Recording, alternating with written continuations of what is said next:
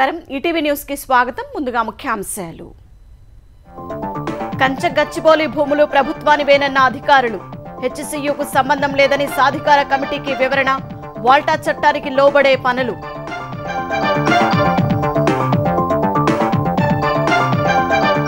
Slot booking తో చకచకా రిజిస్ట్రేషన్లు మొదటి రోజు 22 కార్యాలయాల్లో 626 దస్తావేజులు అరగంటలోనే ముగిసిన ప్రక్రియ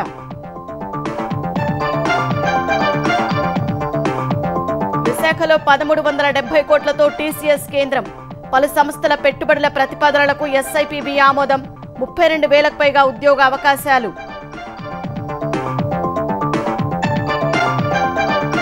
జగన్ రామగిరి పర్యటనలో వైసీపీ వీరంగంపై విచారణ కుట్రపూరితంగానే పోలీసులపై దాడి చేసినట్లు గుర్తింపు మాజీ ఎమ్మెల్యే ప్రకాష్ రెడ్డిపై కేసు నేడు ఒంటిమిట్ట కోదండరామయ్య కళ్యాణం పట్టు వస్త్రాలు ముత్యాల తలంబ్రాలు సమర్పించనున్న చంద్రబాబు భారీ ఏర్పాట్లు చేసిన అధికార యంత్రాంగం ముంబై ఉగ్రదాడి సూత్రధారి రాణాకు 18 రోజుల కస్టడీ ఎన్ఐఏ ప్రత్యేక కోర్టు ఉత్తర్వులు అదుపులోకి తీసుకున్న దర్యాప్తు అధికారులు చైనాపై ప్రతీకార సుంకాలను 145% పెంచిన అమెరికా టారిఫ్లకు భయపడబోమని డ్రాగన్ స్పష్టీకరణ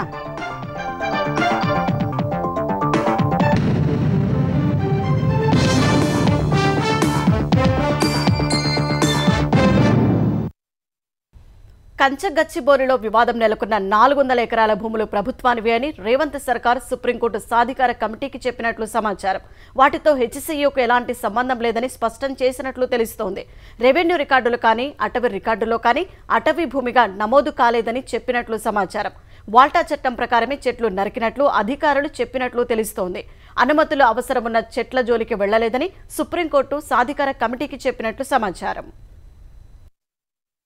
తీవ్ర వివాదాస్పదంగా మారిన కంచ గచ్చిబౌలి భూముల్ని సుప్రీంకోర్టు నియమించిన సాధికార కమిటీ క్షేత్రస్థాయి పరిశీలన చేసింది. అనంతరం ప్రభుత్వ అధికారులతో పాటు రాజకీయ పార్టీలు వివిధ వర్గాలతో సమావేశమైంది. ఈ సందర్భంగా ఆ 400 ఎకరాల భూములతో హెచ్సియుకు ఎలాంటి సంబంధం లేదని, అది ప్రభుత్వ భూమి అని అధికారులు పేర్కొన్నట్లు తెలుస్తోంది.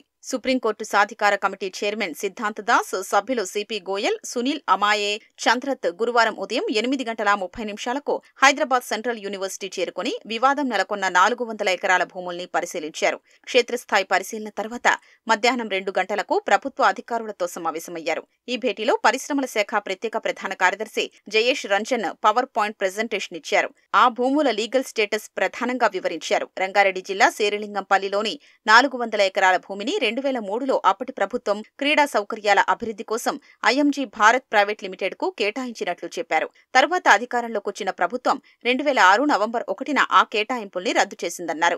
ఈ నిర్ణయాన్ని సవాల్ చేస్తూ ఐఎంజీ సంస్థ 2006లో హైకోర్టును ఆశ్రయించగా 2024 మార్చి 7న ఆ భూములు తెలంగాణ ప్రభుత్వానివే అని తీర్పిచ్చిందన్నారు. ఈ తీర్పును సవాల్ చేసిన ఐఎంజీ సంస్థ పిటిషన్ను 2024 మే 3న సుప్రీంకోర్టు కొట్టివేసిందని తెలంగాణ అధికారులు చెప్పారు. ఐటీ మిక్స్డ్ ప్రాజెక్ట్ ఏర్పాటుకు భూమి కేటాయించాలని 2024 జూన్ 18న టీజీఐఐసీ విజ్ఞప్తి చేయగా 2024 జూన్ 26న మంత్రిమండలి ఆమోదం తెలిపినట్లు చెప్పారు. శేరిలింగంపల్లి మండలం కంచగచ్చిబౌలి గ్రామంలోని సర్వే నంబర్ 25లోని 2324 ఎకరాలు ప్రభుత్వ భూమి అని రెవెన్యూ రికార్డుల్లోనూ అలాగే ఉందని అధికారులు తెలిపారు. రెవెన్యూ అటవీ శాఖల రికార్డుల ప్రకారమే సర్వే నంబర్ 25లోని భూమిని ఫారెస్టుగా వర్గీకరించలేదని తెలిపారు. ఆగస్టు 9, 2003న అప్పటి ప్రభుత్వం ఐఎంజీతో అవగాహన ఒప్పందం కుదుర్చుకుందని, గచ్చిబౌలిలోని 400 ఎకరాలు, మామిడిపల్లిలో 450 ఎకరాలు అప్పగించాలని ప్రతిపాదించినట్లు చెప్పారు.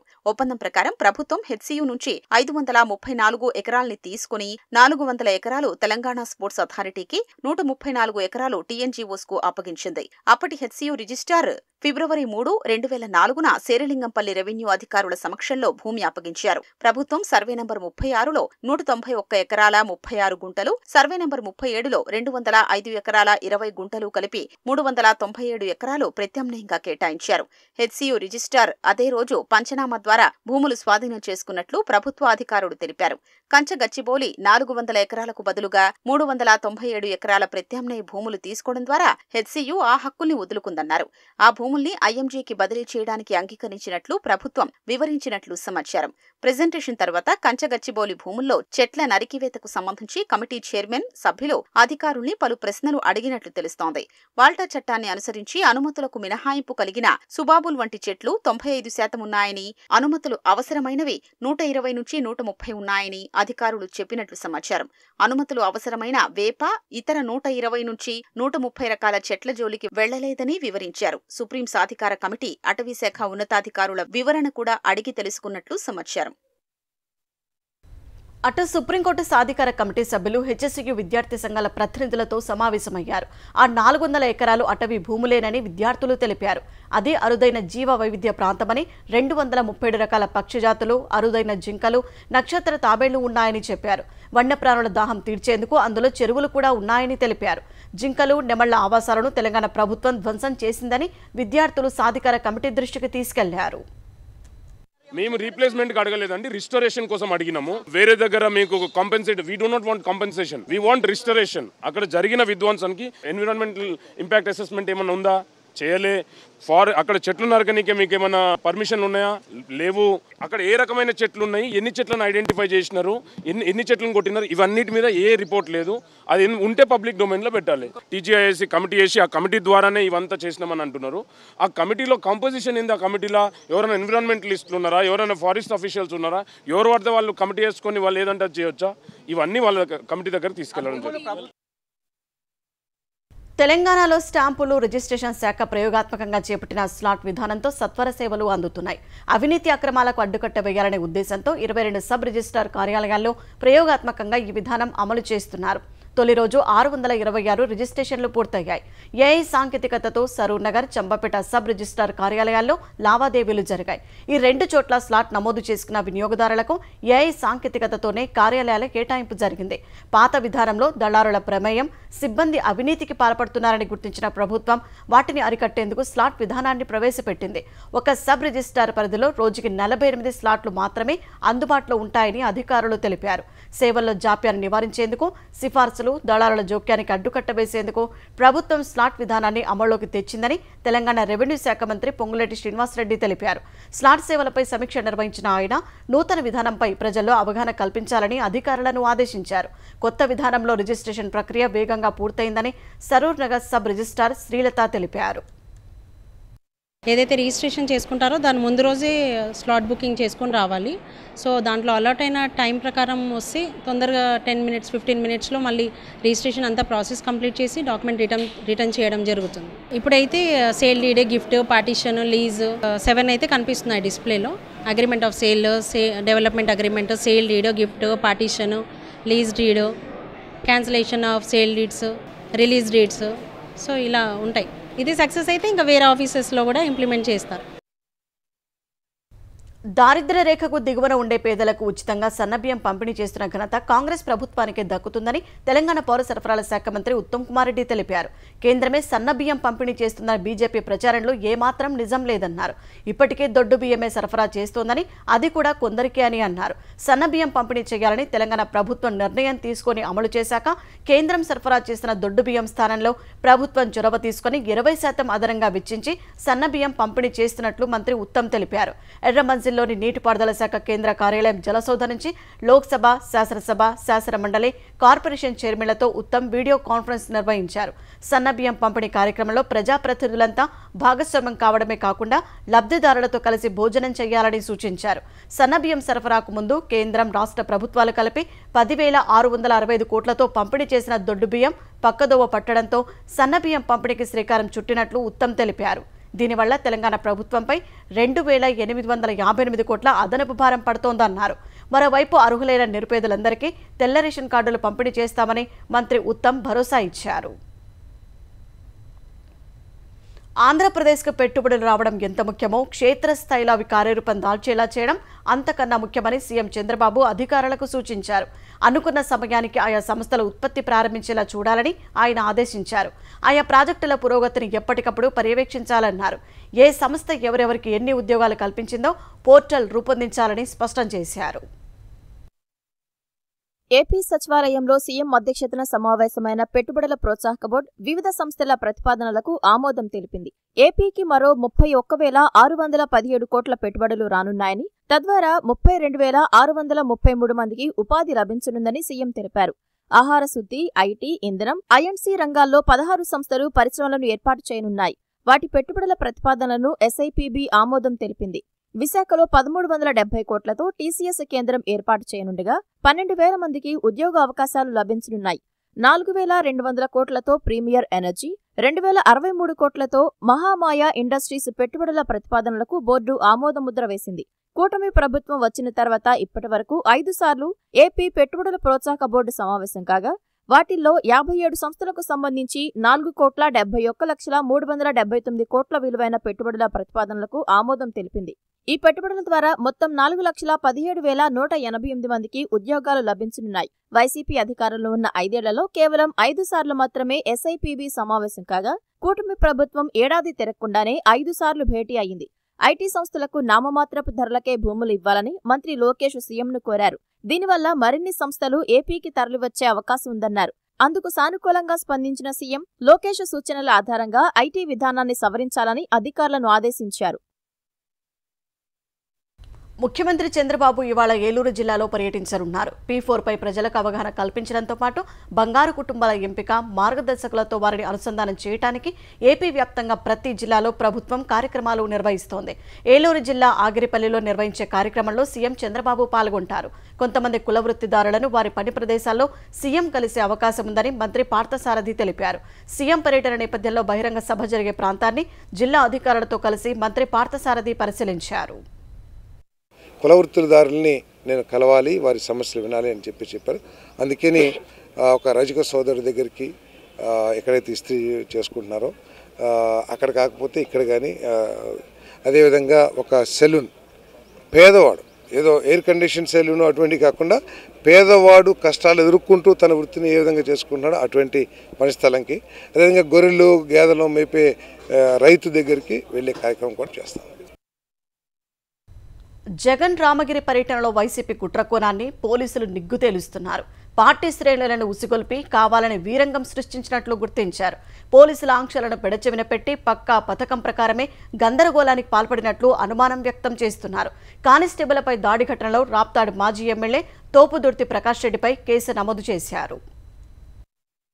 వైసీపీ అధ్యక్షుడు జగన్ రామగిరి పర్యటన సందర్భంగా హెలిప్యాడ్ వద్ద ఆ పార్టీ శ్రేణులు చేసిన అరాచకం వెనుక కుట్రకోణం దాగున్నట్లు పోలీసులు అనుమానం వ్యక్తం చేస్తున్నారు. ముందస్తు ప్రణాళికలో భాగంగానే హెలిప్యాడ్ వద్ద వేల మందితో వీరంగం సృష్టించి దాన్ని మాజీ సీఎం జగన్ కు భద్రత కల్పించడంలో ప్రభుత్వ వైఫల్యంగా చిత్రీకరించే ప్రయత్నం చేసినట్లు భావిస్తున్నారు. బారికేడ్లను తోసుకెళ్లడం, పోలీసులపై దాడి చేయడం, హెలికాప్టర్ వద్దకు నినాదాలు చేసుకుంటూ వెళ్లడం ముందస్తు ప్రణాళికలో భాగమేనని చెప్తున్నారు. వీటన్నింటినీ నిగ్గు తేల్చే క్రమంలో ఆ రోజు హెలిప్యాడ్ వద్ద పోలీసుల మీద దాడి ఘటనలో రాప్తాడు మాజీ ఎమ్మెల్యే తోపుదుర్తి ప్రకాష్ రెడ్డిపై కేసు నమోదు చేశారు. ప్రకాష్ రెడ్డి ఉద్దేశపూర్వకంగానే వైసీపీ శ్రేణుల్ని రెచ్చగొట్టి పోలీసులపై దాడికి ఉసిగొల్పినట్లు ఎఫ్ఐఆర్ నమోదు చేశారు. హత్యకు గురైన లింగమయ్య కుటుంబాన్ని పరామర్శించేందుకు జగన్ రామగిరి రావడం పార్టీ కార్యక్రమం కావడంతో ఏర్పాట్లన్నీ స్థానిక వైసీపీ నాయకులే చూసుకున్నారు. పోలీసులు భద్రత మాత్రమే కల్పించారు. 7న కుంటిమద్ది వద్ద హెలీప్యాడ్ ను పరిశీలించిన పోలీసులు అక్కడ ఏర్పాటు చేసిన బారికేడ్లు అత్యంత బలహీనంగా ఉన్నాయని, వాటిని మార్చి రెండంచెలుగా ఏర్పాటు చేయాలని పార్టీ నాయకుల్ని ఆదేశించారు. వైసీపీ నాయకులు వాటిని పట్టించుకోలేదు. జగన్ హెలికాప్టర్ దిగిన వెంటనే వైసీపీ శ్రేణులు దూసుకురావడంతో బారికేడ్లు ఒక్క తోపులోనే కింద పడిపోయాయి. దీనికి తోడు పాపిరెడ్డిపల్లికి జగన్ కాన్వాయ్లోని 11 వాహనాలతో పాటు ముఖ్య నాయకుల వాహనాలు మాత్రమే అనుమతిస్తామని, ఎలాంటి జన సమీకరణ చెయ్యొద్దని జిల్లా ఎస్పీ రత్న ముందు రోజు ప్రెస్ మీట్ పెట్టి మరీ చెప్పారు. వైసీపీ నాయకులు అవేమీ పట్టించుకోలేదు. పైగా అన్ని నియోజకవర్గాల నుంచి డబ్బులిచ్చి మరీ జనాల్ని తీసుకొచ్చారు.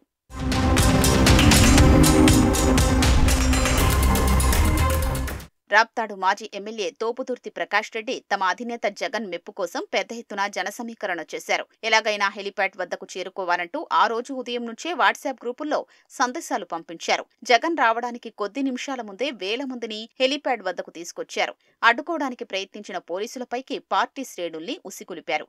దీంతో రెచ్చిపోయిన వైసీపీ నాయకులు పోలీసులపై దాడి చేశారు. దీంతో తీవ్ర అస్వస్థత పాలై చికిత్స పొందుతున్న కానిస్టేబుళ్ల ఫిర్యాదు మేరకు తోపుదుర్తిపై కేసు నమోదు చేశారు. వైసీపీ శ్రేణులు ఒక్కసారిగా మీద పడ్డంతో జగన్ హెలికాప్టర్ విండ్ షీల్డ్ దెబ్బతిన్నట్లు ఆ పార్టీ సామాజిక మాధ్యమాల్లో ప్రచారం చేసుకుంటున్నారు. పోలీసులకు సమాచారం ఇవ్వకుండా తిరుగు ప్రయాణంలో జగన్ను వదిలేసి పైలట్ వెళ్లిపోవడంపై శ్రీ సత్యసాయి జిల్లా పోలీసులు విచారణ చేస్తున్నారు. బెంగళూరులోని జక్కూరు నుంచి హెలికాప్టర్ బయలుదేరినట్లు గుర్తించారు. జగన్ను వదిలేసి వెళ్లిపోయిన హెలికాప్టర్ తిరిగి జక్కూరు చేరుకోలేదని విచారణలో తేలినట్లు విశ్వసనీయంగా తెలుస్తోంది. ఆ హెలికాప్టర్ ఎటు వెళ్లిందనే కోణంలో పోలీసులు విచారిస్తున్నారు. ముంబై ఉగ్రదాడి కేసులో ప్రధాన సూత్రధారి తహవూర్ హుస్సేన్ రానాను కోర్టు ఎన్ఐఏ కస్టడీకి అనుమతించింది. 20 రోజుల పాటు కస్టడీకి ఇవ్వాలని దర్యాప్తు అధికారులు కోరగా 18 రోజులకు న్యాయమూర్తి అనుమతించారు. ఎన్ఐఏ డీజీ సహా 12 మంది అధికారులు ప్రశ్నించనున్నారు. అంతకుముందు కట్టుదిట్టమైన భద్రత మధ్య తహవూర్ రానాను పటియాలా హౌస్ కోర్టుకు తరలించారు. 2008 ముంబై ఉగ్రదాడి ప్రధాన కుట్రదారుల్లో ఒకడైన తెహవూర్ హుస్సేన్ రానాను ఎన్ఐఏ ఢిల్లీలోని పటియాలా హౌస్ కోర్టులో హాజరుపరిచింది. 20 రోజుల కస్టడీకి అప్పగించాలని ఎన్ఐఏ తరపు సీనియర్ న్యాయవాది దయాన్ కృష్ణన్, ప్రత్యేక పబ్లిక్ ప్రాసిక్యూటర్ నరేంద్రమాన్ కోరారు. 2008 దాడుల వెనుక ఉన్న పెద్ద కుట్రను వెలికితీయడానికి రానాను విచారించడం అవసరమని వాదించారు. దాడుల ప్రణాళికలో నిందితుని పాత్రపైన విచారణ చేయాల్సి ఉందన్నారు. నేరపూరిత కుట్రలో భాగంగా ప్రధాన నిందితుడు డేవిడ్ కోల్మన్ హెడ్లీ భారత పర్యటనకు ముందు ఆపరేషన్కు సంబంధించిన మొత్తం సమాచారాన్ని రానాతో చర్చించాడని ఆరోపించారు. తన ఆస్తులు, వస్తువులకు సంబంధించిన వివరాలను హెడ్లీ రానాకు ఈమెయిల్ చేశాడని తెలిపారు. దాడి కుట్రలో పాకిస్తాన్కు చెందిన ఇలియాస్ కశ్మీరీ, అబ్దుల్ రెహమాన్ ప్రమేయంపైన హెడ్లీ రానాకు తెలియజేశాడని ఎన్ఐఏ కోర్టుకు తెలిపింది. ఎన్ఐఏ తరపు వాదనలు విన్న ఎన్ఐఏ కోర్టు ప్రత్యేక న్యాయమూర్తి 18 రోజుల కస్టడీకి అప్పగించారు. అనంతరం రానాను ఢిల్లీలోని ఎన్ఐఏ ప్రధాన కార్యాలయానికి తరలించారు. దాడి వెనుక ఉన్న కుట్రను ఛేదించడానికి రానాను ప్రశ్నిస్తామని ఎన్ఐఏ ప్రకటనలో తెలిపింది. విచారణ ప్రారంభించే ముందు జడ్జి వాదనలు వినిపించేందుకు న్యాయవాది ఉన్నారా అని రానాను అడిగారు. తనకు ఎవరూ లేరని బదులిచ్చారు. ఢిల్లీ లీగల్ సర్వీసెస్ అథారిటీకి చెందిన న్యాయవాది వాదనలు వినిపిస్తారని తెలిపారు. రాణా తరపున వాదనలు వినిపించేందుకు న్యాయవాది పీయూష్ సచదేవాను నియమించారు. అంతకుముందు కట్టుదిట్టమైన భద్రత మధ్య రాణాను పటియాలా హౌస్ కోర్టుకు తరలించారు. జైల్ వ్యాన్తో పాటు పలు వాహనాల కాన్వాయ్ను వినియోగించారు. ప్రత్యేక సాయుధ స్వాట్ వాహనం, అంబులెన్స్ కాన్వాయ్లో ఉన్నాయి. భద్రతా కారణాల దృష్ట్యా రాణాను పటియాలా హౌస్ కోర్టుకు తీసుకొచ్చే ముందు పోలీసులు, మీడియా ప్రతినిధులను, ఇతరులను కోర్టు ప్రాంగణం నుంచి బయటకు పంపించారు. 2008లో ముంబైలో ఉగ్రదాడులకు దావూద్ డేవిడ్ కోల్మన్ హెడ్లీతో పాటు పాకిస్తాన్కు చెందిన ఇతర కుట్రదారులు, లష్కరే తోయిబా, హుజీ ఉగ్ర సంస్థలతో కలిసి రాణా కుట్ర పన్నాడనే ఆరోపణలు ఉన్నాయి. కడప జిల్లా ఒంటిమిట్ట కోదండరామస్వామి వార్షిక బ్రహ్మోత్సవాల్లో భాగంగా ఈ రాత్రి స్వామివారి కళ్యాణం వైభవంగా జరగనుంది. ఇందుకోసం జిల్లా యంత్రాంగం తిరుమల తిరుపతి దేవస్థానం భారీ ఏర్పాట్లు చేసింది. 52 ఎకరాల విస్తీర్ణంలో నిర్మించిన కళ్యాణ వేదికలో సీతారాముల కళ్యాణాన్ని సాయంత్రం 6:30 గంటల నుంచి రాత్రి 8:30 గంటల వరకు వేద పండితుల సమక్షంలో నిర్వహించనున్నారు. స్వామివారి కళ్యాణానికి సీఎం చంద్రబాబు దంపతులు హాజరు కానున్నారు. సాయంత్రం 4 గంటలకు కడప విమానాశ్రయం చేరుకున్న సీఎం 5 గంటలకు ఒంటిమిట్ట వెళ్లి స్వామివారిని దర్శించుకుంటారు. ఆ తర్వాత కళ్యాణ వేదిక వద్దకు చేరుకొని స్వామివారికి ప్రభుత్వం తరపున పట్టు వస్త్రాలు, ముత్యాల తలంబ్రాలు అందజేస్తారు. కళ్యాణం పూర్తయ్యే వరకు 2 గంటల పాటు వేదిక వద్దనే ఉంటారు. కళ్యాణ వేదిక ఎదురుగా 2 వైపులా భక్తులు కూర్చోవడానికి 147 గ్యాలరీలు ఏర్పాటు చేశారు. గ్యాలరీలో 60,000 మంది కూర్చోవచ్చని అంచనా. మరో 40,000 మంది బయట నుంచి వీక్షించడానికి ఎల్ఈడీ తెరలను ఏర్పాటు చేశారు.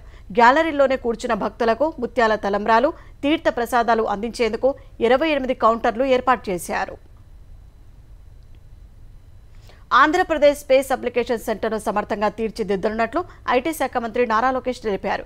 ఏపీ ఎస్ఏసీ చేపట్టిన పనులు, కొనసాగుతున్న ప్రాజెక్టులపై సమీక్ష జరిపారు. వరదలు, తుపాన్లు సహా ఇతర విపత్తుల సమయాల్లో రియల్ టైం డేటా అందించడంలో కీలక పాత్ర పోషించాలని ఏపీ ఎస్ఏసీ అధికారులకు మంత్రి లోకేష్ సూచించారు. విపత్తు నిర్వహణ సంస్థతో కలిసి పనిచేయాలని దిశానిర్దేశం చేశారు. అన్ని ప్రభుత్వ శాఖలను సమన్వయం చేసుకుని జీఐఎస్ సమాచారాన్ని విశ్లేషించి సమస్యల పరిష్కారానికి కృషి చేయాలన్నారు. నాణ్యమైన, ఖచ్చితమైన జీఐఎస్ సమాచారాన్ని ఇస్రో, గూగుల్ వంటి సంస్థల నుంచి సేకరించాలన్నారు. భద్రాచలం పోలీస్ స్టేషన్లో 20,000 లంచం తీసుకున్న సీఐ సహా 3 ఏసీబీ అరెస్టు చేసింది. బూర్గంపాడు మండలం లక్ష్మీపురం నుంచి భద్రాచలానికి మట్టి తరలిస్తున్న లారీని అడ్డుకున్న సీఐ గన్మెన్ రామారావు 30,000 డిమాండ్ చేసినట్లు ఏసీబీ తెలిపింది. కేసు లేకుండా వదిలేయడానికి 20,000కు ఒప్పందం కుదుర్చుకున్నట్లు వెల్లడించింది. డబ్బు చెల్లించిన లారీ యజమాని ఏసీబీ అధికారులకు ఫిర్యాదు చేయగా సీఐ గన్మెన్తో పాటు మరో వ్యక్తిని అరెస్టు చేశారు.